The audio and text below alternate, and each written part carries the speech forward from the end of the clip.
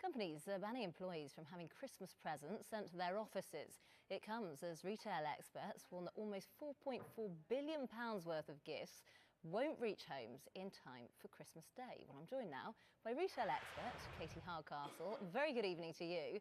Why exactly are companies deciding to ban deliveries then? I think it sounds a bit bar humbug, doesn't it, when you think, I've only got a couple of parcels coming, I need to get them for my Christmas orders.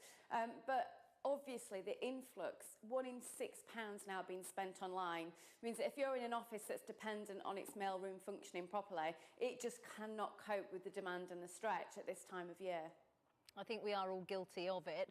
Do you think trends are changing? So many of us are kind of ordering things online. Is it a shame that we're not getting that kind of sense of Christmas spirit by going to the shops ourselves, seeing the lights, that kind of thing?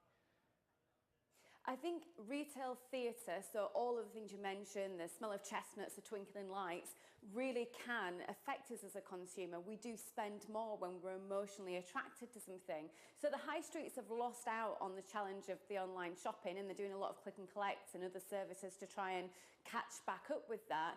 But truly, we've seen some exciting developments in traditional retail this year, up to 15% sales increases where these retail theatre and events are happening. So truly, the traditional retailers need to ensure that they are doing all of that to try and bring the emotional sell and the customer service back to the high street in order to encourage the consumer.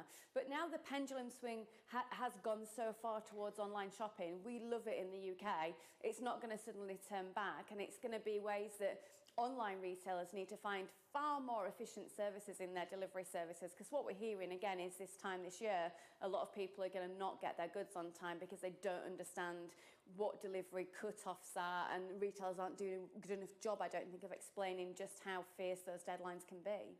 So what are retailers doing then in terms of this theatre, if you like? I mean, I went to a shopping centre in Bristol the other day and they had the Military Wives playing, which was fantastic. People were gathering around to watch them. What other initiatives do they use? There's so many things going on now, and because food and beverage is just such a big part of our life, and it's improved massively. When I was a little girl, a tea room was a tea room. Now we've got coffee shops, pop-up gin bars in shopping areas. You know, we've got a real mix of experiential theatre, and that's what we want as consumers. It's not about the mundane shopping anymore. It's about enjoying the experience with family and friends, making a day of it. So we know that there are shopping centres and towns and cities that have, you know, best window displays. They really go all out on Christmas. They have live reindeers in there. You know, they just really maximise on it. And truly, as an expert, having monitored this for years and years, I know that if retailers pull out all the stops, they do get the rewards. They do reap the profits from that. But it takes a lot of efforts. And unfortunately, we've got some very lazy retailers still in the UK who just think they can carry on slashing the prices and carry on that way for years. They can't, they won't. Discount is doing brilliantly, but brands not set up to discount that are reliant on sales are not doing well on their profit margin. And I suppose some people who are ordering online might get confused by Christmas Day falling on a Monday in terms of getting the deliveries in time. This is such an important point.